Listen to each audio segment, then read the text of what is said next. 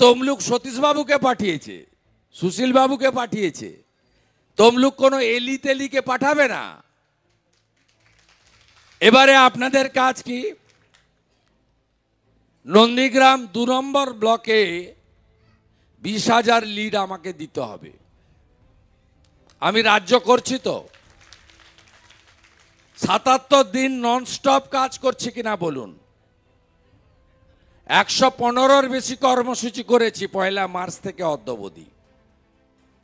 Helicopter charter flight লাগেনি, গাড়ি নিয়ে করছি। কোনো সভাতে লোক হয়নি এটাও বলতে পারবেন না, কারণ আমি বুঝেছি যে আপনারা আমাকে এমএলএ করে দিলেন, দল আমাকে বিরোধী দলনেতা করলো। এই মহিলা এত নির্লজ্জ, দোকান কাটা, হারার পরেও জোর করে মুখ্যমন্ত্রী হয়েছে। তাই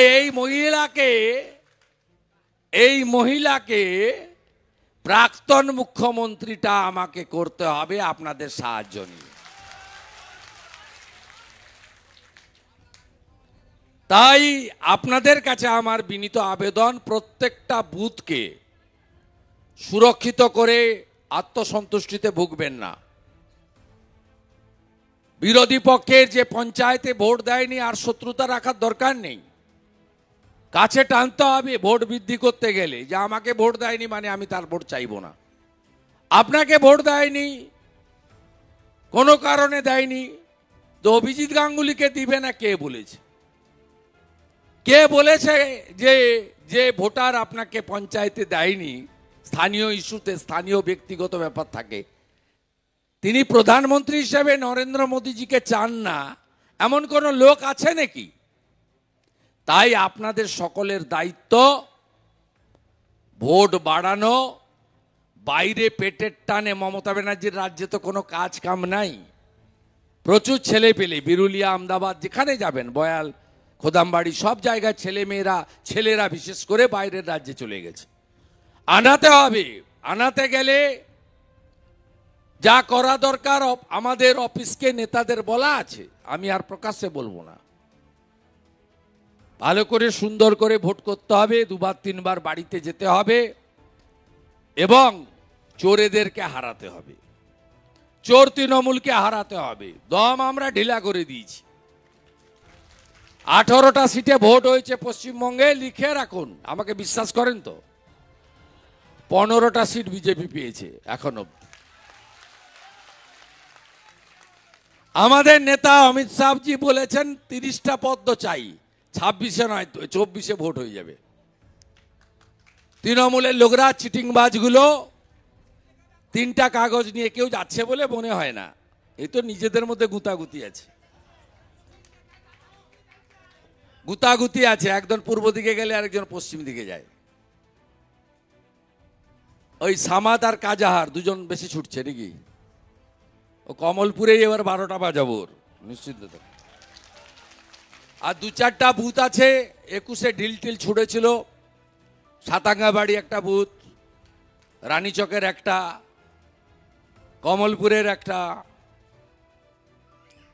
আমাদের রুকুউদ্দিন নাজিমুদ্দিনের একটা,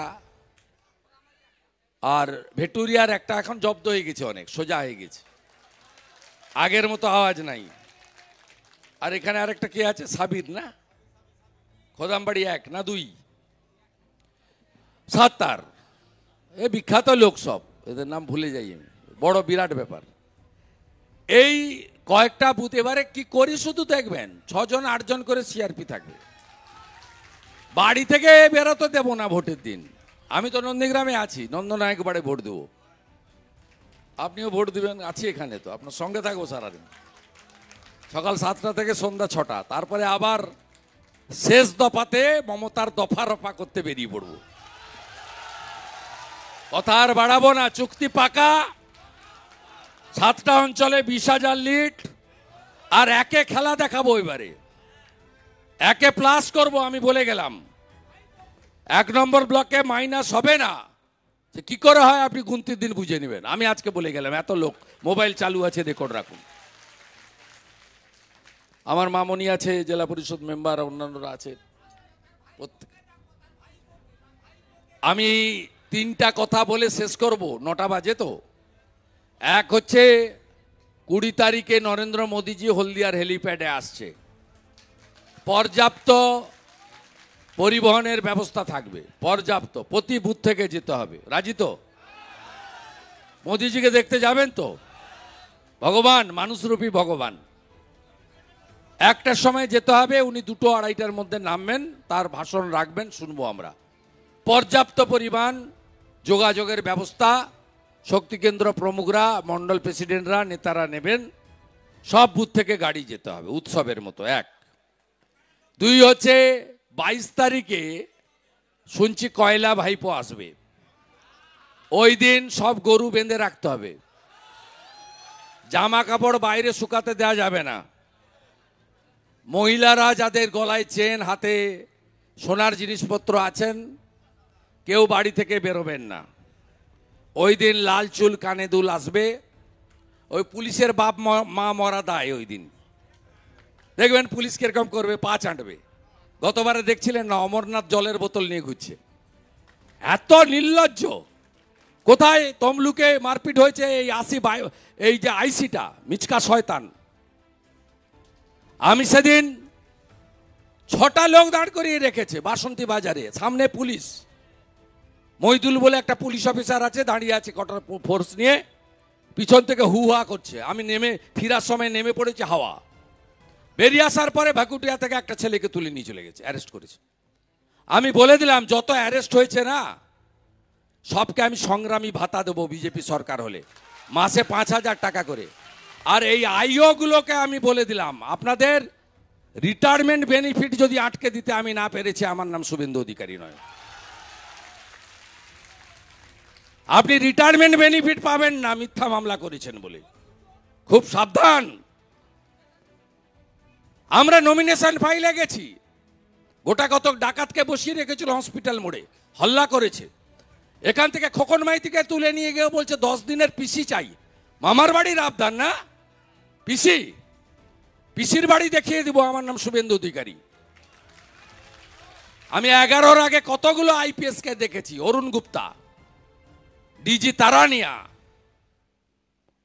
এন রমেশ বাবু, Bhupinder Singh ADG CID, বুদ্ধবাবু 7টা SP change করেছে আমার জন্য 1.5 বছরে। নাম শুনবেন? গঞ্জি অনিল শ্রীনিবাস, অশোক দত্ত, অশোক বিশ্বাস, বাস্তব বৈদ্য, কত নাম বলবো আমি, এস এস পান্ডা।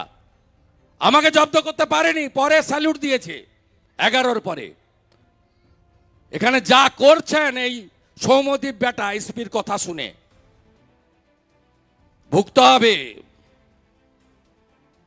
আমি অনেককে ভুগিয়েছি। আমি সিপিএম এর আমলে লক্ষণ সেটকে হারানো লোক, আর 211 সিট যেদিন মমতা পায় সেদিন তাকে হারিয়েছি আপনাদের ভোটে। ওই দিন একটু সাবধানে থাকবেন, চোর আসছে, কয়লা চোর, বালি চোর, পাথর চোর। আর 23 তারিখে আমি অঞ্চল পরিক্রমা করব ঠিক করেছিলাম, ওটা চেঞ্জ করে দিয়েছি। 17টা অঞ্চল থেকে 30,000 লোক নন্দীগ্রাম স্টেট ব্যাংকের মাঠে জড়ো হবেন। কয়লা ভাইপো যা যা বলে যাবে তার সুদ আর আসল সহ উত্তর আমি ওই দিন দিয়ে দিব শেষ প্রচারে। তাহলে কথা পাকা, নিজের বুথ শক্তিশালী করবেন। মেরা বুথ সবচেয়ে মজবুত। এই দায়িত্ব নিয়ে বাড়ি যাচ্ছেন। 20 তারিখে হেলিপ্যাডে দেখা হবে, 23 তারিখে স্টেট ব্যাংকের মাঠে দেখা হবে, 25 তারিখ আগে ভোটদান পরে জলপান। হীরক রানী, হীরক রানী, হীরক রানী, চোর মমতা, চোর মমতা। আরে বলছে পুরুলিয়ায় গিয়ে, এই বিরোধী দল মানে আমাকেই বলছে, নাম বলতে লজ্জা লাগে ওনার। কালকে আসবে, হলদিয়াতে সভা করবে, কাঁথিতে হাঁটবে। 1300 সিভিক ভলেন্টিয়ারকে বলেছে ড্রেসে যেতে না, সাদা জামা কাপড় পরে যেতে, মানে ঘরে যেমন পরে বাইরে টি শার্ট জামা, প্লেন ক্লথ যাকে বলে। চেয়ার ফাঁকা থাকবে, ওদের বসাবে। যে কালকে ইউনিফর্ম ছাড়া ডিউটি করতে যাবে তার ছবি থাকবে, বিজেপি এলে চাকরি যাবে। আপনাদের ট্যাক্সের টাকায় বেতন দেওয়া হয়, মমতার বাপের ঘর থেকে টাকা দিয়ে বেতন দেয় না। ভাইপোর চুরির টাকায় বেতন পান না, জেনে রাখুন। আপনার আমার জনগণের ট্যাক্সের টাকায় পান। আর কালকে বলে গেলাম মমতা ব্যানার্জিকে, আমাকে গালাগালি করুন, উত্তর আমি দিয়ে দেবো। মেদিনীপুরের লোককে গদ্দার বলবেন না। মেদিনীপুরে গদ্দার জন্মায় না, স্বাধীনতা সংগ্রামী জন্মায়। সবাই ভালো থাকবেন, তাই তো? জয় শ্রীরাম।